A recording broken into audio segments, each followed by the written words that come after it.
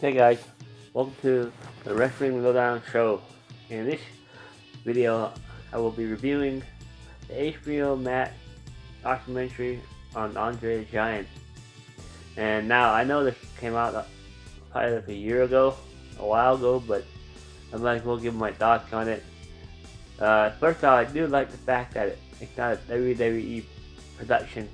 I know they're associated with it, but it's pretty cool that you have like a different perspective instead of the wrestling world documentaries, especially WWE. Yeah, there's a lot I didn't know about Andre the Giant from the beginning. Obviously, I was born in 1979. Obviously, he's been wrestling already. 1983, I believe, or 84. He got a big break. He's from France. He wrestled everywhere. I mean, this documentary made him like a superhero, like almost like a mythical creature. I guess they say it, like a mythical specimen. And yeah, I mean, I saw him in Princess Bride, and he did, go beyond the ring and got into acting. I didn't know he did Sasquatch. Obviously, a $1 Million Man, but yeah, everybody was just like putting him over. Hogan, even though Hogan had his own shirt on, Ric Flair, Dave Meltzer, he was looking all jacked. It's kind of funny. Yeah, I mean, I've heard some stories, on like the Chris Jericho podcast with Hogan, especially with WrestleMania 3, how Hogan had no clue what was going on. And Hogan wanted to be professional and write all this down. And Andre just kept telling him, don't worry about it. Don't worry about it. So I don't know who was working who. I know Hogan was being worked, but I don't know if Vince and Andre was working him at the same time at WrestleMania 3 or what. But yeah, I mean, it's a pretty cool story. I mean, it gets into more depth with the Jericho, where Hogan was just saying that right when he got in the ring, he didn't think, Andre was gonna put him over or knew what was going on, and Andre didn't tell him nothing, but he did everything that Hogan wanted on that list, on that notepad that Hogan wrote, and he was made. Yeah, I mean, he went all over the place, Andre.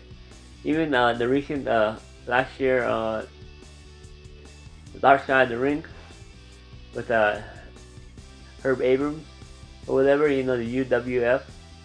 Andre showed up there for one appearance. Yeah, I mean, it's also a sad story of him, his body, he didn't want to get any medical help. He was growing bigger than he should. Yeah, he never became the champion or nothing. It's just kind of crazy, those times. Now I think about the Big Show and Great Khali. It just was different back then. Andre definitely was, he was a giant. He was the giant, the real giant. And I mean, I know they paint a good picture of him. Always being happy, always, always in the spotlight, and I'm sure he had his demons too, and he wasn't, he wasn't always like, a good guy, and obviously I'm sure he had gone into some trouble, but overall, I mean, there's a lot of stuff, not a lot of wrestling at all, mostly about his life. His brother, his daughter sometimes was in there in the interview. Nick McMahon was in there. He gets emotional all the time.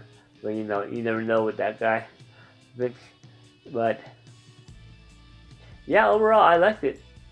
I liked it a lot. I mean, it was cool to get an outsider's perspective and that historian. I don't know that guy's name. The guy, I think he wears glasses. Perspective of the wrestling and the wrestling history at that time.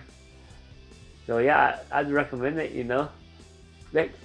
Especially for wrestling fans and non-wrestling fans, they'll get something out of it as well. I I know my kids watched it. They're kind of interested a little bit. But yeah, those are my thoughts. And please like and subscribe. I know I'm not really on the channel that much, but I'll just try to do wrestling content when I can, I guess, or when I feel the need. But that was the Andre documentary on HBO Max, and I'll talk to you guys later. Bye.